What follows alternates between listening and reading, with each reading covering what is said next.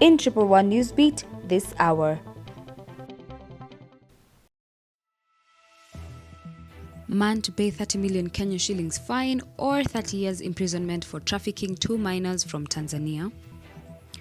Former NHIF CEO cleared of 1.1 billion Kenya shillings corruption charges. Fuel prices to remain unchanged this January. Students in public universities across Kenya could pay more school fees to access the education. Germany says no decisions on tanks has been made despite Ukraine's pleas. Nketiah winner says Arsenal's win past Man United. Good afternoon, I'm Glory Sia.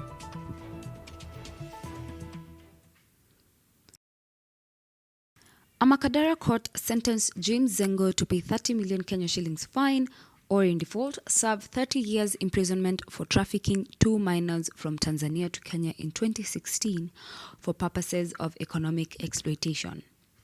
Now, James Zengo, who's physically disabled, was arraigned in court following a BBC expose of him running a child trafficking syndicate. According to the expose, the disabled children were taken from their parents with a promise of better life. The court heard that the minors were found harbored in Kariobangi North Estate and that Zengo had willfully resisted arrest. Prosecution Christine Achieng and Nathif Ishmael Jama proved the case after presenting 10 witnesses before Honorable Agnes Mwangi. Now on to other news. Court has allowed an application for the Director of Public Prosecutions DPP to drop corruption charges against former National Health Insurance Fund NHIF CEO Geoffrey Mwangi. The charges, which amounted to a loss of 1.1 billion Kenya shillings, were related to the award of a contract to Web Tribe Limited for the provision of integrated revenue collection. Milimani Senior Principal Magistrate Victor Wakumile, in a ruling, said that he allowed the application to withdraw the charges against Mwangi under Section 87A of the Criminal Procedure Code (CPC).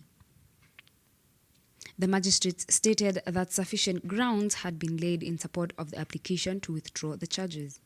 However, the DPP has been granted 15 days to review the charges against the remaining 17 accused in this case. The decision to withdraw the charges was prompted by a letter from Mwangi's lawyer, Migosi Ogamba, which invited the DPP to find that there was no evidence to charge the former CEO. In addition to Mwangi, Web Tribe Limited and its directors, Danson Mushemi and Robert Muna, were also charged with the loss of 1.1 billion Kenya shillings at NHIF. The DPP dropped the charges against Web Tribe and its directors on June 8, 2020, after reviewing the file.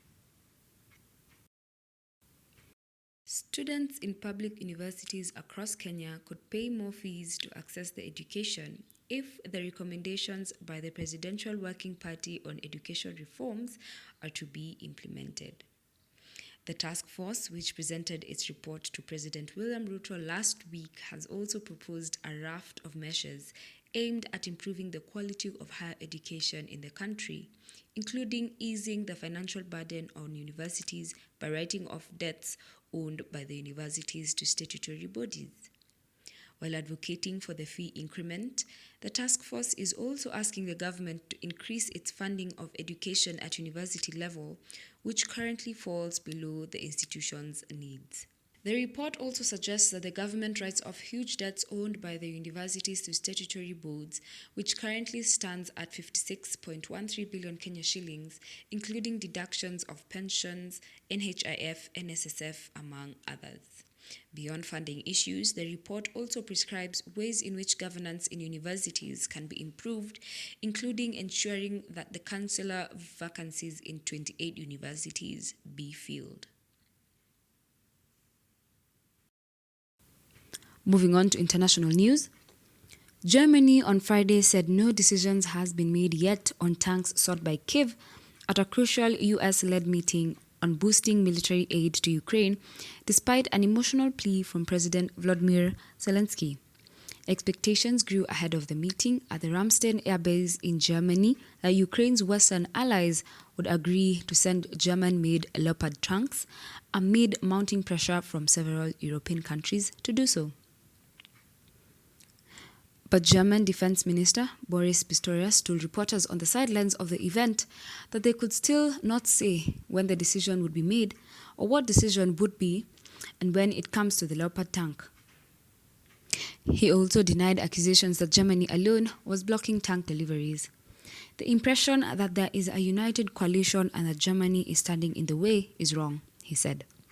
Pistorius added that he has ordered a stockade of Leopards so that action can follow quickly if the decisions were to be positive for the delivery. Kyiv wants the powerful Leopard tanks to press offensive against Russian troops, but the Kremlin has warned the delivery by the West will amount to an extremely dangerous escalation. We are not really hesitating. We are just very carefully in balance and all the pros and contras. We are not talking just about delivering anything to anybody.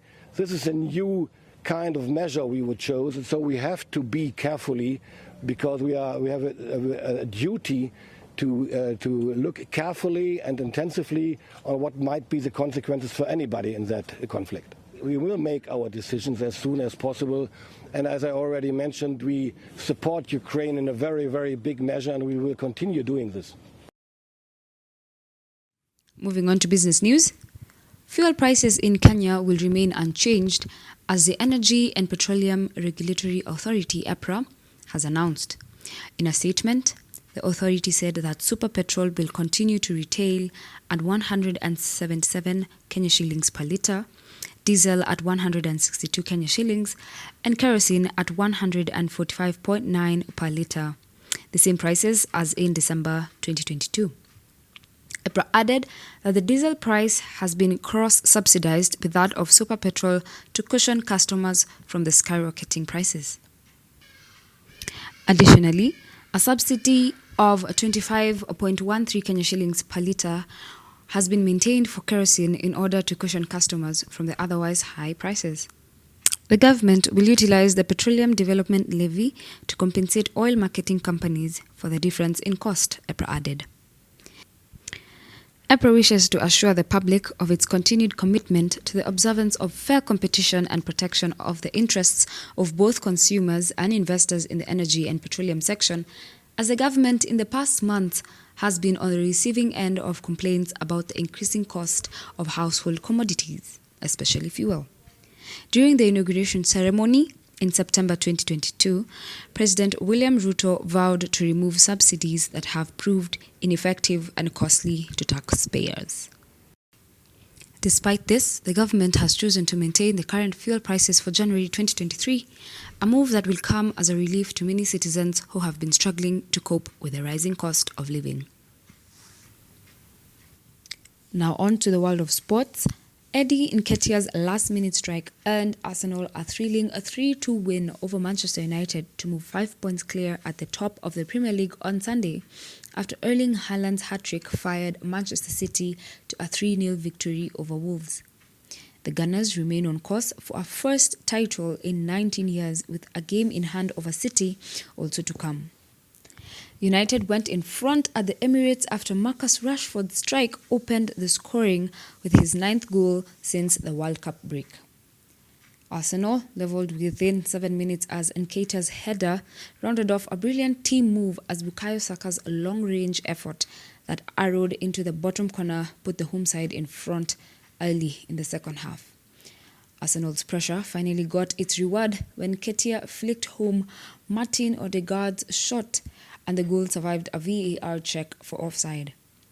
A first defeat in 11 games realistically ends any hope of United's first title in a decade, as they slip 11 points behind Arsenal in 4th, having played a game more.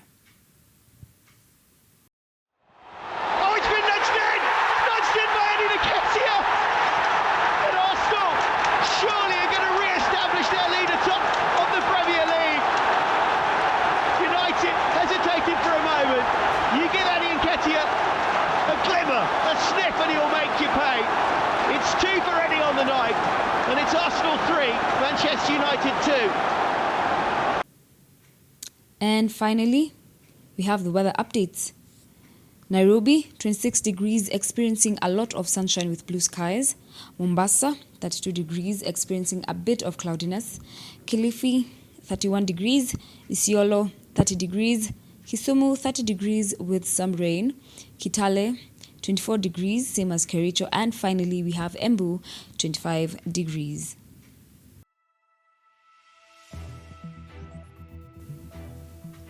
Well, that's it. You are now up to date. For more of this and other stories, follow us on Facebook, Twitter or Instagram at 111FM or dial *111*1# for news updates.